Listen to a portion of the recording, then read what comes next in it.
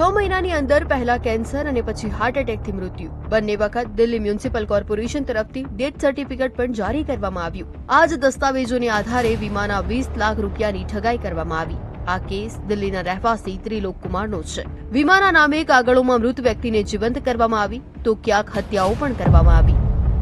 इस ठगी की शुरुआत सबसे पहले और इसका खुलासा इसी संभल जिले से हुआ था और अब इसका नेटवर्क देश के 12 राज्यों तक पहुंच चुका है। आखिर ये ठगी का कारोबार कैसे चलता है, जानेंगे इस रिपोर्ट से।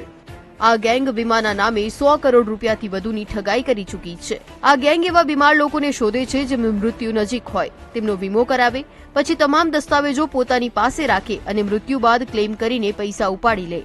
આવી જ ઠગાઈનો શિકાર સંભલની રહેવાસી પ્રિયંકા પણ બની।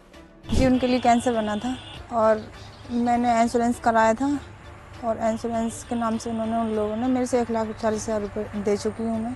और उन्होंने बताया था कि हम लोग मतलब इंश्योरेंस करते हैं, 25 लाख रुपए का बताया था उन्होंने बताया था कि 5 लाख रुपए तो इलाज के लिए पहले मिल जाएंगे और कोई घटना घट जाती है तो आपको 20 लाख रुपए बाद में दे देंगे। આ મામલો 17 જાન્યુઆરી 2025ના રોજ બહાર આવ્યો, જ્યારે પોલીસ પેટ્રોલિંગ દરમિયાન ઓમકારેશ્વર અને અમિતની ધરપકડ કરવામાં આવી।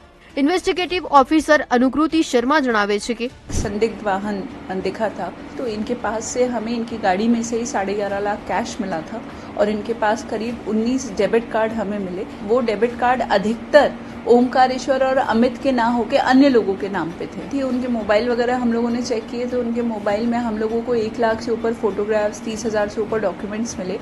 इन सारी चीज़ों से जब ओमकारेश्वर से हम लोगों ने कन्फ्रंट करके पूछा तो फिर उसने एक्सेप्ट किया कि मैम हम लोग इस तरह से लोगों की तलाश में रहते हैं जो कि टर्मिनल इलनेस जिनको है उनके हम लोग। आखो वीडियो जोवा माटे डाउनलोड करो दिव्य भास्कर ऐप।